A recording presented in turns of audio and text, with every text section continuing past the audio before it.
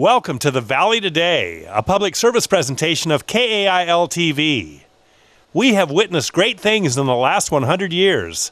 Powered flight, the Model T, the nuclear bomb, man on the moon, and the oldest burning light bulb in the world, about 110 years old. Join us as we visit with Steve Bunn, docent to the Centennial Light, up next on the Valley Today.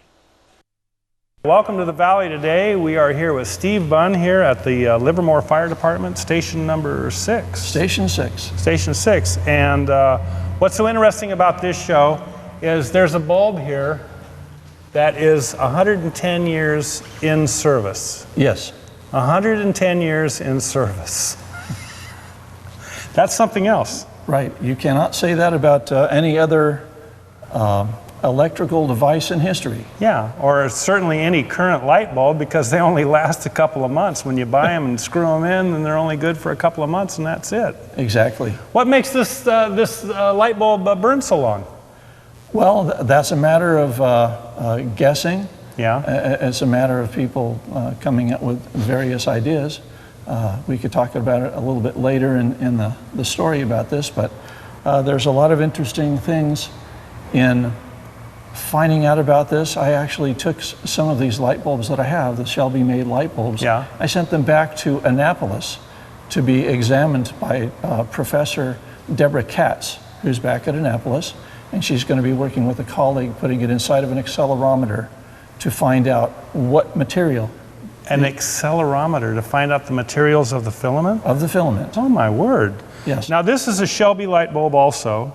Yes. And this is this the brother to this light bulb here? Yes, it was made on the assembly line around the same time. And when was that made? This was probably made between 1897 and probably 1903, 1904. Uh-huh. Okay. And so this was the first incandescent bulbs built for commercial purposes? Well, Thomas Edison actually invented the first ones to go out commercial. And as well as another man from England named Swan, and they were both inventing them around the same times. And then other companies started inventing them. Yeah. But the people from Shelby, Ohio wanted to have their own light bulb company, and so they asked Professor Adolphe Chalet to come over from France and to help them build a factory to create light bulbs. And what year was this around? This was around 1896, 1893. Okay. And the factory actually started working around 1896 or 7. Yeah, and turning out these light bulbs. Turning out light bulbs. They were turning out standard light bulbs, but made their own peculiar way that made them extra special. Yeah. And more efficient. But this was a very special light bulb, the Shelby light bulb. And that's why this one, our historical Centennial bulb, has been burning so long. Centennial bulb. And it's been in service here in Livermore for 110 years, since its inception, right? Yes. So, well, tell us a little a backstory about the bulb and how it got here. It was manufactured in Shelby, Ohio. Yes. Yeah. And then who owned the power company here? The man's name was Dennis Burnell. Yeah. And he's a colorful person in the history of the Livermore Valley. His heritage went all the way back to the Livermores when they first came here and settling. Yeah. Way back when. And so those were people that I think had a Mexican land grant. Yes. And came in here and started farming, right? Right. So he was one of the wealthy people here in town, but very benevolent and generous. But Very Livermore, nice 100 years ago, had to be rural. It had to just be farmhouse, farmhouse, farmhouse, and maybe just a little enclave of a couple of shops, and that was about it, right? Yeah, yeah. It was a nice little town. Yeah. Basically a way stop on the way up to the Gold Rush country. Right. People coming into San Francisco and getting their supplies here before they went into the Sierras. Right. Yeah. Right. Stopping at Hayward's place along the way, going through the valley, and how interesting. Stopping here. Yeah. So this guy decides to build a power company. They did have a train stop here in town as well. Yeah. We still have the train depot in town. Right. But he decides to build this power company, and yes. This is the light. So was this a municipal light that this serviced was the streets? Yes. but mainly selling it to homes and different people that wanted to purchase them. And two of these, when he stopped his company in 1901, when he sold it, he donated 2 of these light bulbs to the fire department, Just the volunteer 2? fire department. Yes. Now, how many of these Shelbys do you have? 2. Okay, so you just have, this is yours. Yes. Yeah, this is not the fire departments or the historical societies. This is your light bulb. One of these days, I would like to donate it if they have a display for me. Sure. It'll be the Steve Bunn light bulb. Well, what I like people to see is one of the concepts or theories why the light bulb has lasted so long is because of the thickness of the light bulb. But if you hold this for a minute, you can see as I turn it down, if you would like to come in close to it, you can see that it's only the thickness. This is the part where I get electrocuted, right? You can see that it's the thickness of a human hair. Oh, the filament. The filament. You can see if you turn it down just how tiny it really is. Oh my word. But then when you turn it up, here's the mystery. Why does it get so thick? Because of the light illuminating off it? We don't know quite yet. So this That's another thing Professor Katz is looking at. This is at 110 volts now? This is about 70 or 80 volts. So this is 80 volts here. Right. But this thing was designed to run on about 110, 120 volts? Yes. And so what kind of candle power would it put out? Do you guys know? Well, it's designed for 60 watts. This is a 60-watt bulb. I've always been afraid, because I've known of this story for a long time, and I've always been afraid that if you gave me a bulb that was 110 years old, that I'd be the guy end up breaking it. So I want you to take this right now. Okay. And now my hands are clean. But you know what I mean? I mean, at some point, you know, everything fails. Everything that we've built fails. Right. But this is a wonderful testament to the build quality and the materials used for this thing to last 110 years. And it just keeps going. And it just keeps going. It's like the Energizer Bunny. And I believe it's going to keep going. Yeah. One of the nice things that I got to do at the 110th birthday party was I was able to meet the electrician or the engineer, the town engineer. Yeah. His name was Frank Mall. And he was the man that snipped the wire. If you look up there, you can see the wire that's going into the ceiling. Yeah. That is the actual... That's the original wire from and the 110 original years socket? ago. Original socket. Yeah. So all they did was they snipped the wire here. They had it all prepared here in the station to be hooked up. So this was in 1976. Right. They snipped the wire. They were prepared to come over here. And the story is that he went up there, he hooked everything up, they turned on the power, and it didn't come on. Spooky moment. Spooky moment. Everybody's going, oh no, we broke it. So. Oh yeah. Might help to turn the switch on, huh? If you look at these switches, they're kind of funny. Yeah. The old-fashioned type switches. Right. So all he did was he went up, he did that. Isn't that amazing? And it's back on, and it's been ever since. Nobody's touched the switch since then. Yeah. And the conversation that we had earlier before we rolled tape, I says, well, if the filament is disturbed, won't that shorten its life? And you say, well, all the time the doors are open and wind's coming through and the thing's swaying and it's... Swaying, right? And the fireman would touch it for good luck on the way out. Oh, really? Yeah, and it would just swing away. Yeah. How cool is that? Just very, very durable. Yeah. Now, the thing I was mentioning about Frank Mall, as we were talking about the thickness of this, I was under the impression for the longest time that this was the thickness of a human hair. Just like this one, just like all of the other Shelby bulbs. But when I talked to him, he said, well, he actually carried it in his lap from the old station to the new station. And he said that when he looked down on it, he said, the filament is about the thickness of baling wire. Oh, so it's a lot thicker. Yeah, it's a lot thicker than this one.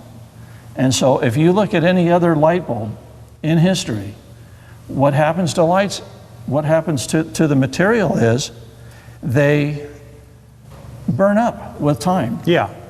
You know, they oxidize, they start falling apart, they get thinner, and eventually they break. Right. It's got thicker. Why did it get thicker? This filament got thicker? It got thicker. Well, that's odd. It changed from being the thickness of a human hair to the thickness of baling wire. Why? We don't know. It's a mystery. We can't experiment on this one, but the one that I sent back to Annapolis, they can. Is this bulb identical to this one? Yes. Okay, so it came off the same assembly line. Came off the same assembly line, which I asked you earlier. But so to inspect this one, the filament is much thicker. Right. It's only thicker because of the amount of time that it's been burning. 110 years. Well, back then it was 75 years. Right. How interesting is that? Right. Why would a material get thicker after it's been used for so long? Yeah, it seemed like it would decay and not. Right. Yeah, and I mean, for it to get thicker, you'd have to have some kind of element to be added to it.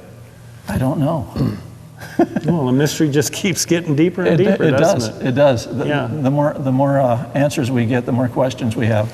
And now you have this picture here, and this is this Shelby's children? As far as we know, talking to the people back at Shelby, Ohio, Sally Mayer and Tom Claybaugh, they strongly believe that these are the children of Adolphe Chaillet, the man that invented this light bulb. The one that came from the one that came from France. From France to build the factory. And so here's a bulb and a cage, and it's got a little hook here, so you can hook this on. How convenient. Right. This is called a trouble light. Yeah, put it under a hood, look for something on your carriage, or you could use it as a blacksmith. Yeah, hammering away in your little shop. Right. So this was the turn from going from candle power to incandescent bulbs back 110 years ago. People were finally getting electricity supplied to them, and they were able to to go ahead and start incorporating it. It was not just a newfangled invention, it was actually something that had purpose. Yeah. Do you know how much power this draws? I mean, how much wattage this takes? Well, this one is a 60-watt bulb. I can turn it up. I could actually plug it straight in for you if you'd like to see. No, that's okay. You've got a voltmeter there, so you can play with it. Or how high will your meter go? It goes up to 100, but I can plug it in the wall. It's 120, and I did that accidentally when we first came in, and it's nice and bright. How interesting. How very interesting. Now on our next segment, we're going to have a display of bulbs here that you're going to show us and kind of the history of bulbs, right? Welcome back to the Valley today. We're here with Steve Bunn at Firehouse number 6 in Livermore, California. And what was that address? 4550? 4550 East Avenue. East Avenue. Livermore, California. And the interesting thing about this fire station is that they have the bulb here, and you can come see this bulb anytime, the 110-year burning bulb, the Shelby bulb, and you can just pop in anytime you want and visit it, provided that there's somebody here on staff to let you in. Providing there's a fireman. This is a working firehouse, so when the men have to go out on fires or for chores, they will be gone. Yeah. But if they are here, they're very nice. Now you've got a display of bulbs here, and these are all older bulbs except for this last one here. Yes. This is an older light bulb that was probably 1905, 1900, and it looks just like the light bulb that is burning over in Fort Worth, Texas. Theirs has been burning now for 105 or 106 years now. And you can see that over at the Stockyards Museum.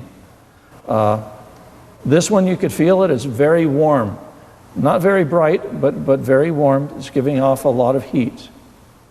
And that's not a Shelby bulb. This is not a Shelby bulb, although it might be. There's no telling. There's no... Now, did Shelby manufacture for other companies and put their names on it? No. No, they only manufactured for their own. There were a number of light bulb manufacturers all over the country at that time. Mm-hmm. And Edison was a big one of them, right? Yes, he was. Yeah. And they were trying to corner the market on electrical appliances and bulbs and any other thing that could be powered by electricity. Right. Around the 1910s and the 1920s, they basically bought up most of the electric companies. And how long did Shelby stay in business? Shelby stayed in business till 1914. That's when they closed down the building. Okay. Actually turned into a bike manufacturing building. Interesting. So you've got this bulb here that the brother of it is burning in Texas. Yes. Yeah. Okay, this one is just a small one, just a 30 watt. It's not Shelby. It does give off a little more heat, but this was just a common bulb. You could see that it was made around the turn of the century as well, probably in the mid-1900s, has a tip on it. That meant that they drew a vacuum out of it and then broke it off for the vacuum to be inside.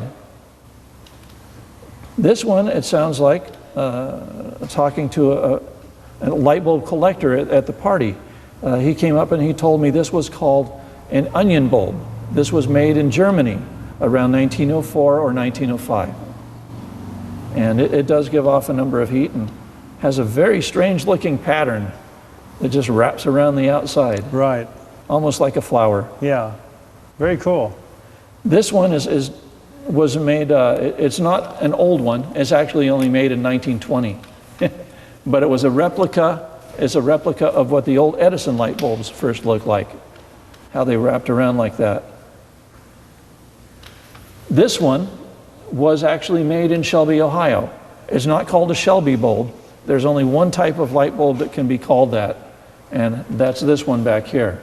The Centennial bulb is a Shelby bulb, a very special light bulb. But this one here is called a Mazda bulb. And why it's called that? It was a style of bulb that was made back then. Mazda, I tried to figure out, well, you may ask yourself, Mazda, what are the Japanese doing making light bulbs back in 1900? Well, of course, electricity was probably big all over the world. No, it didn't come from Japan. Yeah. Mazda, if you look in the dictionary or look online in Google, apparently it was a religion that was from like 1000 BC in Mesopotamia. and the idea behind the religion was light is good, dark is bad. Yeah. These are definitely good. Interesting. So this was called the Mazda bulb, and you could see it's by having so many loops inside of it or ups and downs on it that it does give off more light. It's got more surface area to illuminate right. This filament. This one in particular was given to me by Shelby, by Sally Mayer. She's the curator of the museum back in Shelby, Ohio. Yeah. And without having the tip on it, you could tell it was probably made around 1910. So this one is probably about 100 years old. Interesting. These two right here are also Shelby light bulbs. If you can zoom up on these little tags here, you actually see the stickers are still on there. And they both say Shelby. Yeah. That's where they were manufactured. They were both Mazda type bulbs. And you can see this one is frosted and that one's not. So I'm wondering if this was the glass was etched somehow after it was formed. They must have etched it by sandblasting it or something. Possibly. Yeah. Possibly. The same bulb, except that this one's frosted, right? Right. Yeah. But if you noticed how bright this one is right here, I have this turned down to about 60 or 70 volts going into it right now, but you can see just how bright that is. Yeah. And as I was asking you earlier, can you put your hand on it? If you saw a light bulb burning this bright at your home, would you touch it? Or would you get something to unwind it with, a cloth or something? With the modern bulbs, typically when they've been burning, they're hot. So They're very hot. Yeah. Go ahead and touch it. Very little heat coming off of that. Hardly any heat at all. These were very efficient bulbs. So if the more inefficient they are, the more heat they put off? Exactly. And the more efficient they are, the less heat they put off. The less heat and the more light they put out. Huh. So it behoove anybody that's manufacturing a bulb to make it brighter so that it would be more energy efficient and create less heat. Yes, and last longer. And last longer. Right. And now this is the new one. Now we're coming up to the last light bulb here, and you can definitely touch that one. Yeah. That one actually feels cold to the touch. And instead of a carbon filament, which all of these are, although these I believe were tungsten filaments, that one is an LED light bulb. It's made very recently, like around 2010, 2011.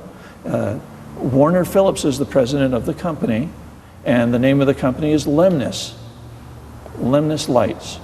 And these sell somewhere between $25 and $50, and he guarantees them to last between 25 to 50 years. And they're very efficient as far as power consumption. Very efficient. Yeah. And so you could put these in your home and you could expect to have them not changing the light bulb pretty much for your whole life. I noticed that you don't have any fluorescence here.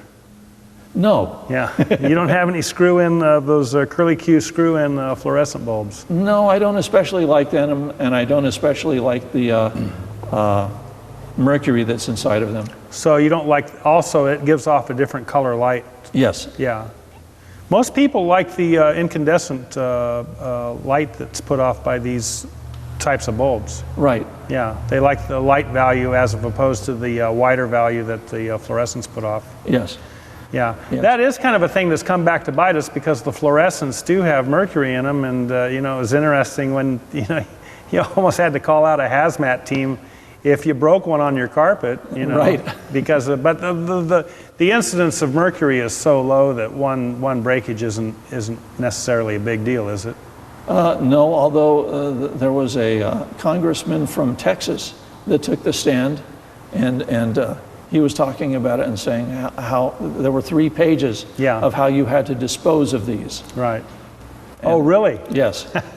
Yeah. So going before Congress, it's a crazy thing, getting rid of all the incandescents and going to just the fluorescence. Yeah. And now you've got an interesting timeline here for this bulb that's been burning for 110 years, and you know, the Wright brothers first powered flight is 1903.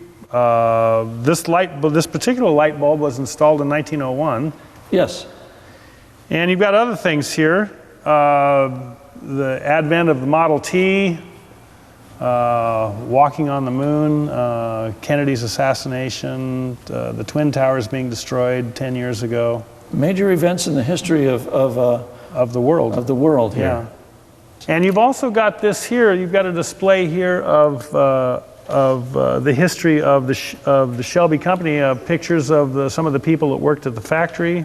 Right. We believe that the gentleman that's sitting in the middle with the light-colored pants is Adolphe Chaillet. Oh, and he's the founder, he was the builder of the factory. Right. Yeah. He was the inventor of the Shelby light bulb.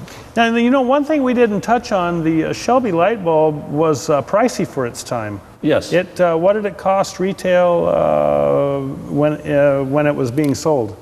Well, I believe it was somewhere around $8 to $10. Wow. Yeah. And that's quite a bit of money. It was, but they said there's a story that I discovered about this that was on a postcard back at the museum that talked about the difference between these 2 lamps, an ordinary lamp and the Shelby lamp. And saying that yes, it did cost more money, but they guaranteed it to last longer, to be a better, brighter light bulb than any that you will ever buy in your life. Yeah. And it's true. It's true. Well, 110 years from this one hanging in this, inconspicuous corner of the firehouse. Little did they know that it would last this long. Right. Probably designed to go, what, 10 years? Yes. I mean, because really 10, 20 years. To make money in anything, you have to have the product fail so that you can sell another one. So to make a light bulb that lasts 110 years it's not good for business. No. Although it is great bragging rights. I do like telling the story. It was told that one time people didn't exactly believe Adolphe Chaillet's story about the brightness and the longevity of the light bulb, the durability of it. And so he said, okay, come on guys, come in here. And he set up a large display of light bulbs, of various light bulbs from all over the country at that time. Hooked them all up in various locations and just started turning the power up on it. Got up to 110, they were all very bright, and then he kept going. And then all of a sudden Edison's lights popped, Westinghouse popped, the ones from St. Louis popped. They all started popping all around. He just kept going. Eventually they all popped, except for you could point to each one that was the Shelby light bulb. How interesting. They just got brighter. Yeah. They didn't break, they just got brighter. According to Professor Katz, it was very unusual because once you get up to a certain point of electricity going into a light bulb, it's supposed to start going down in the brightness. Once you reach its peak, going into the filament, it's supposed to get less. Yeah. Or it's supposed to explode. Right. Steve, we're out of time. Okay. We've been here with Steve Bunn here at the Firehouse number 6 in Livermore, and we were talking about the history of light bulbs and the longevity of the Centennial bulb. And people that are interested in this particular light bulb, they can go to centennialbulb.org, or you can come to the Firehouse. And you can come to the Firehouse in Livermore, and of course if you go to the website